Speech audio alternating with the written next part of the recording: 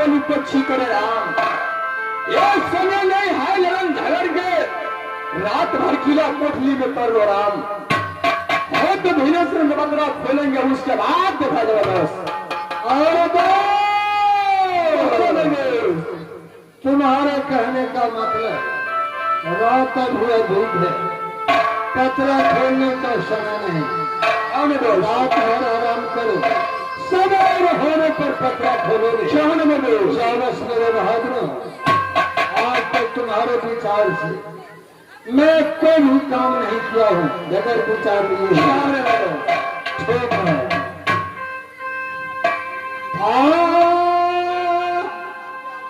खेले छोड़े अधारा नीचे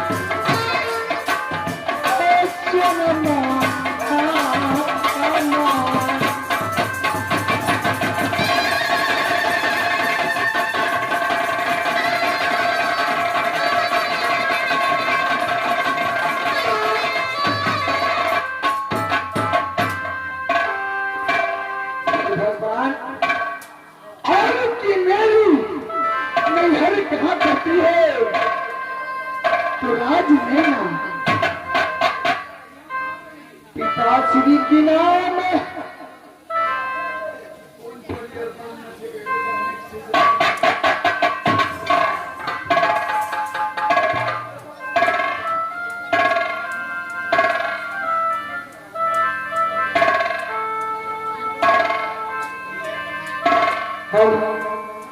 पिताश्री की नाम राजा श्याम देव सिद्धि सात भाई की भैयारी में एक सती सेना है वो भैया की नाम सुबह लहर का इंद्र मेहमान है। सात भैया में एक दुलारी सती सोना है। सोना सोना को बतला दे सोना सोना को बतला दे सोना साल के ना मन सरसों हाथ से मोले ना मन सरसों हाथ से मोले के दिल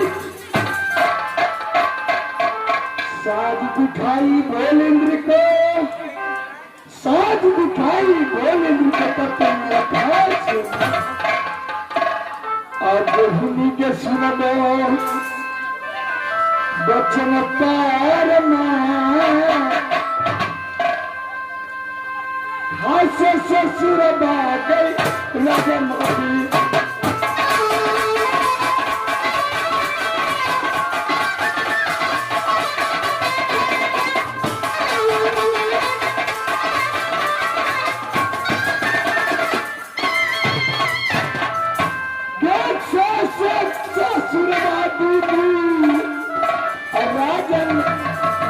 में जो नहीं पालते उतरी उतरी कहे ससु के नमवा सतिये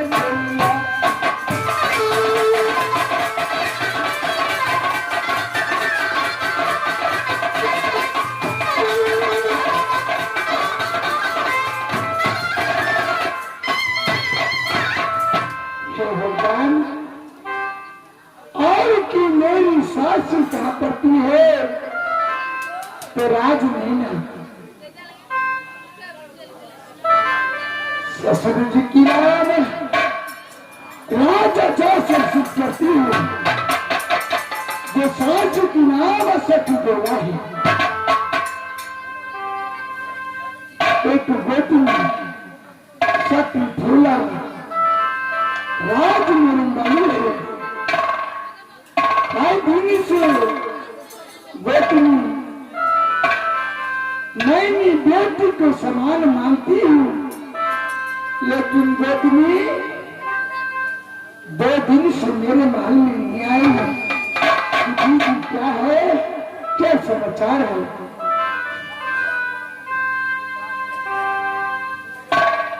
और मुझे एक बालक दिया है मैंने उसके नाम रखा बेटा क्या नाम बोलो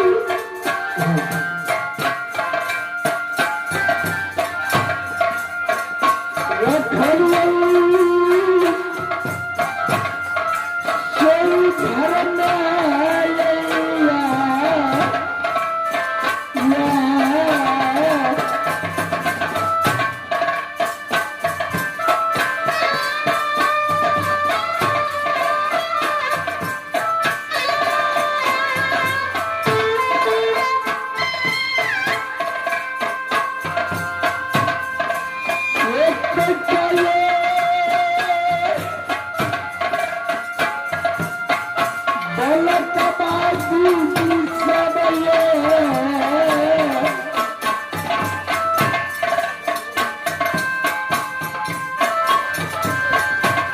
बिल्कुल